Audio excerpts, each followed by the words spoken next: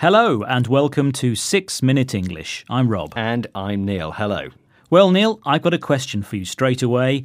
Were you a summer baby? Were you born in the summer? Yes, I was actually. Late summer. OK. And did you go to university? Yes.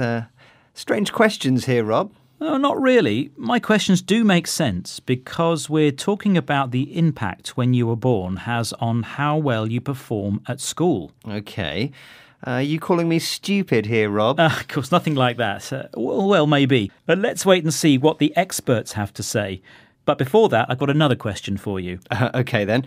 Let's see if I'm clever enough to answer it. OK, well, based on birth records between 1973 and 1999, what is the most common birthday for a person in the United States? Is it A, the 1st of January, B, the 16th of September, or C, the 30th of March? I'm going to guess 30th of March. OK, well, we'll hear the answer at the end of the programme. Another question now.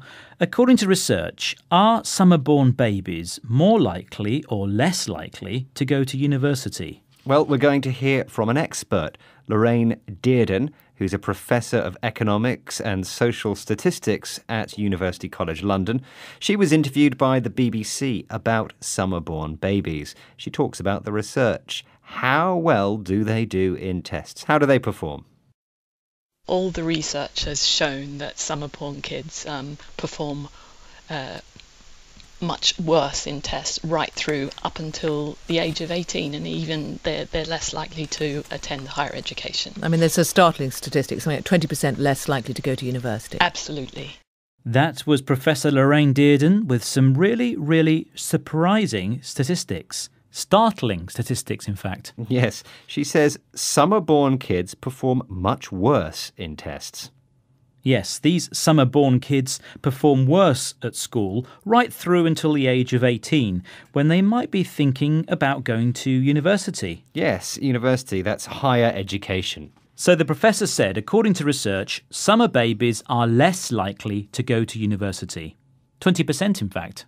Really? Well, don't forget, Rob, I told you I'm a summer baby. Well, I went to university. Yes, of course, these are just statistics, just figures. But if you are a parent of a child starting school, these statistics are worrying. Well, they shouldn't worry. There are lots of people who were born in the summer that have done very well at university, thank you. And some of them are now professors. OK, or BBC presenters, like you, Neil. Oh, well, yes, like me. But there is a problem. Let's say you have a child, he's a boy, born in August. He's now 4 years old, so he can start school this September. But in his class, there are students whose birthday is coming very soon, so they're going to be 5. That's almost a year older than your child. So parents want their kids to do well at school, they're concerned, and now the government is trying to help. They're trying to address those concerns. England's schools minister, Nick Gibbs, says that the government wants to change the admissions rules for schools. The rule now in much of England is that children must start school in September after their 4th birthday. The schools minister says these rules should be changed. Parents know their children best, said Mr Gibb. Parents don't want to send their children to school before they're ready. So here is the proposal, or suggested new rules. If a child is born in the summer, parents could delay the child's start of school by up to a year. So the child will start school at 5 years old. Great. But does our expert, Professor Lorraine Dearden, think that's a good idea? Is this the way to address the problem of age difference?